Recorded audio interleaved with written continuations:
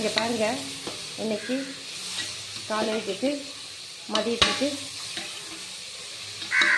பிரிஞ்சி செய்யலாம் அப்படின்னு சொல்லிட்டு குக்கர் வச்சு எண்ணெய் 3 குழிக்கரண்டி எண்ணெய் ஊற்றி வெயிட்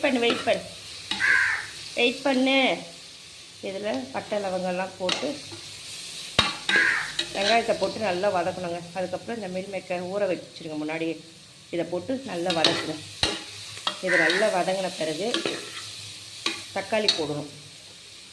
தக்காளி நல்லா பிரிஞ்சிக்கு எப்படி போடுவோம் அந்த மாதிரி நீல வாக்கில் வெட்டி வச்சுக்கோங்க. இந்த மாதிரி போட்டு மொத்தத்தையும் வதக்குங்க. உங்கள்கிட்ட இஞ்சி பூண்டு பேஸ்ட் இருந்தாலும் போட்டு வதக்குங்க.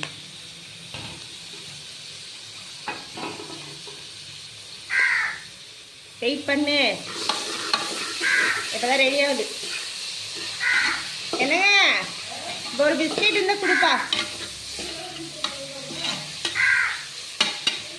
இல்லைங்க வாங்க, அந்த சாதம் இருக்குல்ல, பழைய சாதம், அதில் கொஞ்சம் உப்பு போட்டு காக்காக்கு வச்சுக்கோங்களேன். ஏங்க கொஞ்சம் லைட்டாக உப்பு போட்டு அந்த காக்காக்கு வச்சுக்கோங்களேன். அதில் வச்சு சாதம் ஒரு சால்ட் எடுங்க. சால்ட்டில் வச்சு காக்காக்கு வச்சுருங்க. உப்பு போடுங்க. அது சால்ட் இருக்கு மாதிரி கொஞ்சம் லைட்டாக. இந்த மாதிரி நல்லா வதக்கணுங்க. இல்லை உங்களுக்கு கிட்ட ஏதாவது வெஜிடபிள்ஸ் இருந்தாலும் அதையும் கூட சேர்ந்து போட்டுக்கோங்க. எண்ணெய் பத்தலைன்னா எண்ணெய் ஊற்றிக்கோங்க. இது கொஞ்சம் நல்லா வதங்கட்டும். இங்கே பாருங்கள், நல்லா வதங்கிடுச்சு.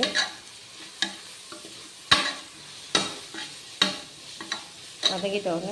நம்ம கொஞ்சம் மிளகாத்தூள் போட்டுக்கலாம். கொஞ்சமாக போடுங்க, ரொம்ப போடாதீங்க. கொஞ்சமாக வெறும் தனி மிளகாத்தூள் போட்டுக்கோங்க. பாருங்கள், கரம் மசாலா இதை கொஞ்சம் போட்டுக்கோங்க. உங்கள்கிட்ட சோம்பு இருந்தாலும் கொஞ்சம் போட்டுக்கோங்க. முதலே போட்டிருக்கணும், என்கிட்ட மறந்துட்டேன் நான், அதனால் இப்போ போட்டுக்கிறேன். போட்டு நல்லா இப்போ கலக்குங்க. உங்கள்கிட்ட பிரியாணி மசாலா, சிக்கன் 65 மசாலா எது இருந்தாலும் சும்மா கொஞ்சம் போட்டுக்கோங்க. இது நல்லா ஒன்று சேர மிக்ஸ் ஆகி வதங்கட்டும்.